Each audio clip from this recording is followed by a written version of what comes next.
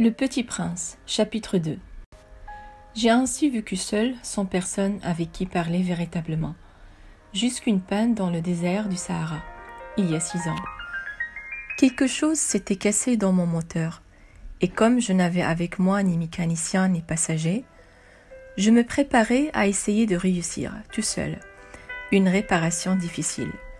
C'était pour moi une question de vie ou de mort. J'avais à peine de l'eau à boire pour 8 jours. Le premier soir, je me suis donc endormie sur le sable à 1000 milles de toute terre habitée. J'étais bien plus isolée qu'un naufragé sur un radeau au milieu de l'océan. Alors vous imaginez ma surprise au lever du jour, quand une drôle de petite voix m'a réveillée. Elle disait « S'il vous plaît, dessine-moi un mouton. »« Quoi ?» ?»« Dessine-moi un mouton. » J'ai sauté sur mes pieds comme si j'avais été frappée par la foudre. J'ai bien frotté mes yeux, j'ai bien regardé, et j'ai vu un petit bonhomme tout à fait extraordinaire qui me considérait gravement. Voilà le meilleur portrait que, plus tard, j'ai réussi à faire de lui. Mais mon dessin, bien sûr, est beaucoup moins ravissant que le modèle.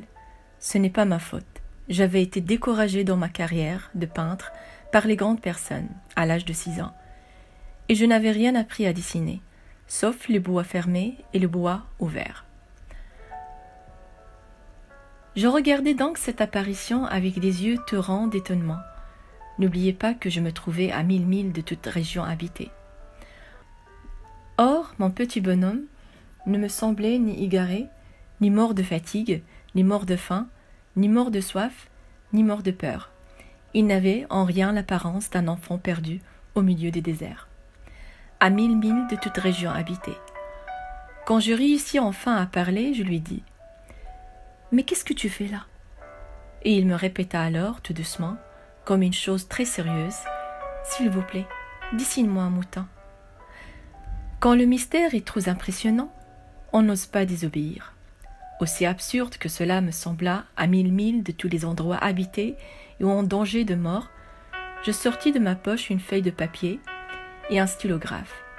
Mais je me rappelai alors que j'avais surtout étudié la géographie, l'histoire, le calcul et la grammaire, et je dis au petit bonhomme, avec un peu de mauvaise humeur, que je ne savais pas dessiner. Il me répondit « Ça ne fait rien, dessine-moi un mouton. » Comme je n'avais jamais dessiné un mouton, je refais pour lui l'un des 2 seuls dessins dont j'étais capable, celui du bois fermé, et je fus stupéfait d'entendre le petit bonhomme me répondre « Non, non, je ne veux pas d'un éléphant dans un bois. Un bois, c'est très dangereux, et un éléphant, c'est très encombrant. Chez moi, c'est tout petit. J'ai besoin d'un mouton. Dessine-moi un mouton. » Alors, j'ai dessiné.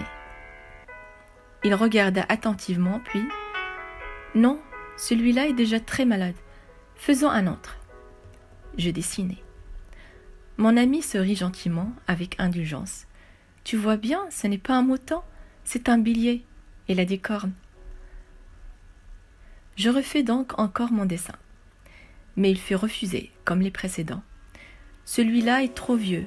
Je veux un mouton qui vive longtemps. » Alors, faute de patience, comme j'avais hâte de commencer le démontage de mon moteur, j'ai griffonné ce dessin-ci. Et je lançai. « Ça, c'est la caisse. Le mouton que tu veux est dedans. » Mais je fus bien surpris de voir s'illuminer le visage de mon jeune juge. « C'est tout à fait comme ça que je le voulais. Crois-tu qu'il faille beaucoup d'herbe à ce mouton ? » ?»« Pourquoi ? Parce que chez moi, c'est tout petit. »« Ça suffira sûrement. Je t'ai donné un tout petit mouton. » Il pencha la tête vers le dessin. « Pas si petit que ça. Tiens !»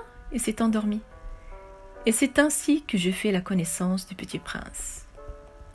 Voilà le meilleur portrait que plus tard j'ai réussi à faire de lui.